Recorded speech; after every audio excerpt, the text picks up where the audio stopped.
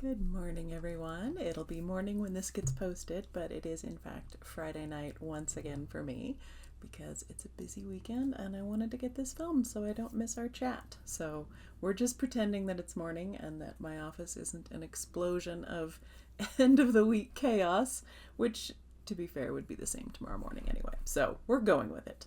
Jumping right in to stitching in action. First up we have Tutor Goat. This one was stitched by Catherine. She used the called for threads and ice blue casual linen. She has a friend who has goats and her friend said that this looks just like one of her goats. So she's actually going to stitch it again as a gift. And I was very, very thrilled to hear that it looks, or at least looks enough like an actual goat to remind a real proper goat owner of their own animal. So thank you so much, Catherine, for sending that through, and I hope your friend loves hers.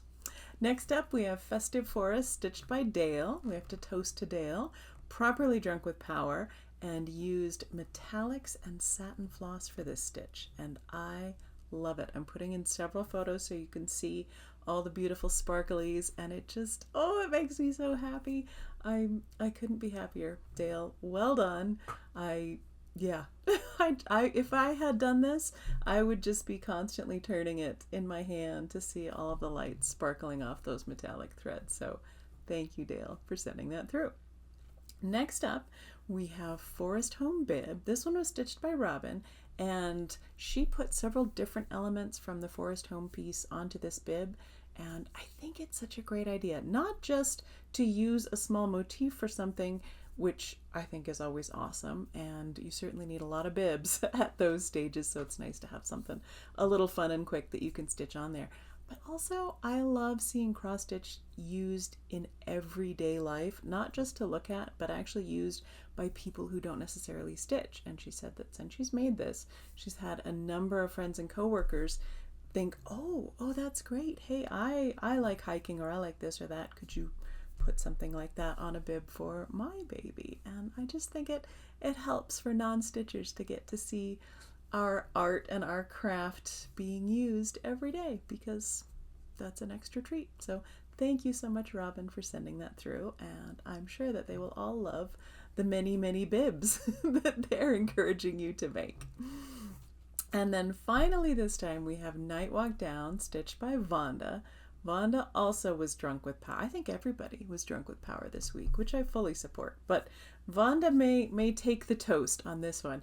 Absolutely drunk with power. She used 32 count Zweigart linen in lilac, and then she says she just added different colors and Krynic threads and lots of beads. So once again, I've got several photos here to try and capture some of this, but I would pick it up and just be constantly turning it to see all the beads and everything sparkling. It's wonderful and shiny, and I love it. I love it.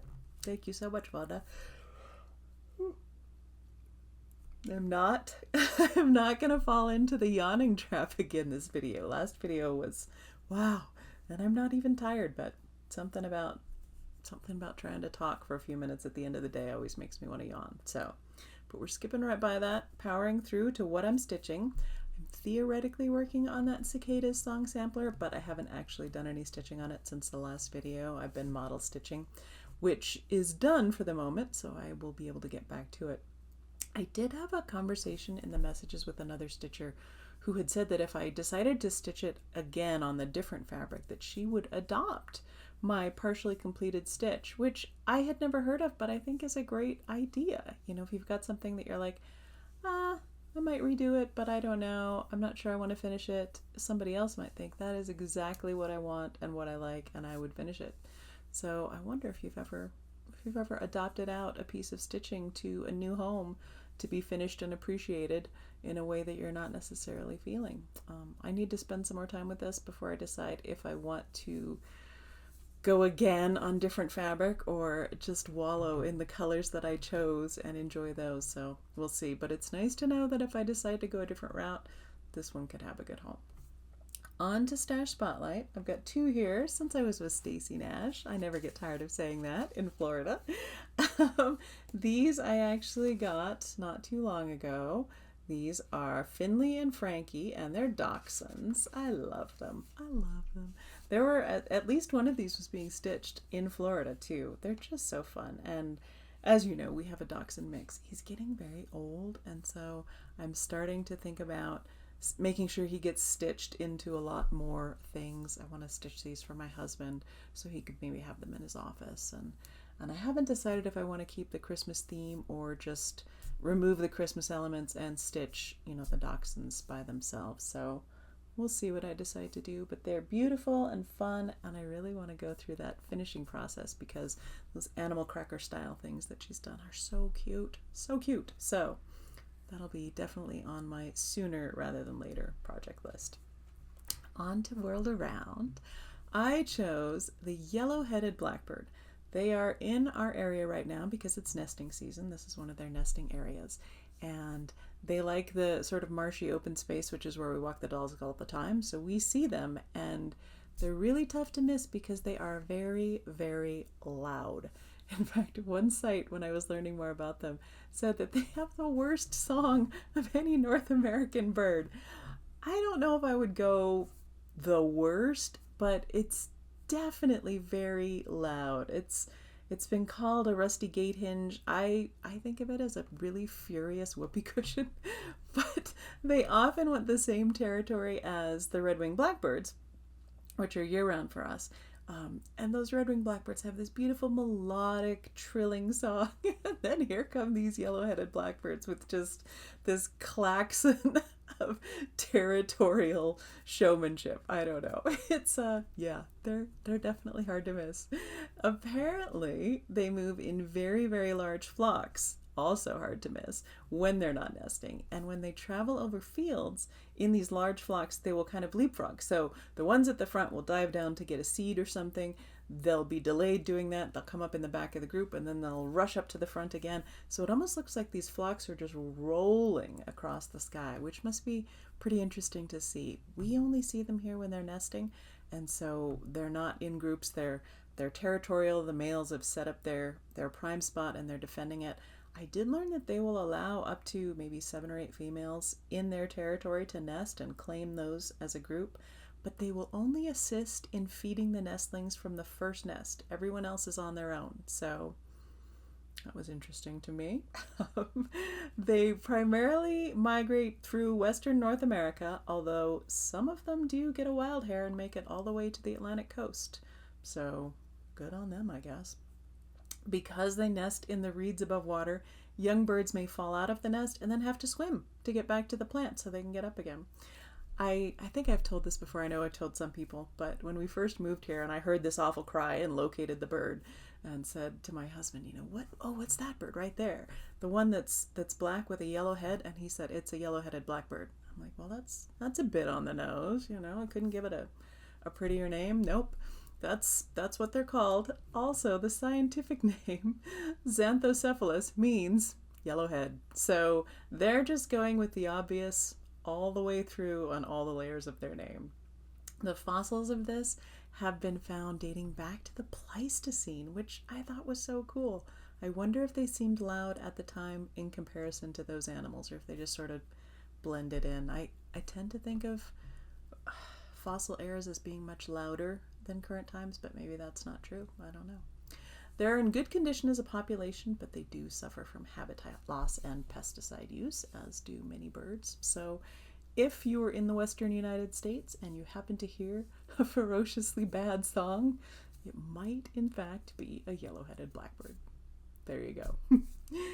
Question last video was, what was your favorite vine? We got lots of good comments on that, and we are still keeping an eye on our kiwi vine. It is producing fruit.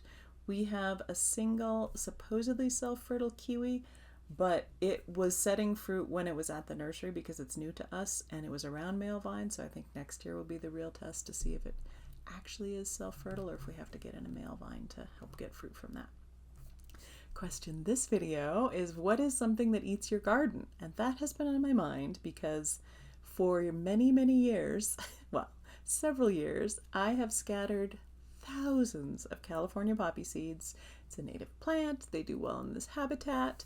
And I thought they would be grand to have in the wildlife garden. I have continued to scatter those seeds every year, and every single year the quail eat every seed and every seedling that comes up. I have yet to grow a California poppy. I might resort to just buying the plants to grow those to see if I can actually get some, but even though it's very free seeding, I never get to see them. So that's something that is eating my garden, is the quail that we feed here are not happy with the nice expensive bird food we give them. They also want to eat all of my California poppy seedlings. So I was just curious if you have something that likes to eat what's coming up in your yard. Best thing this video is about spending time outside. I love it. I love it.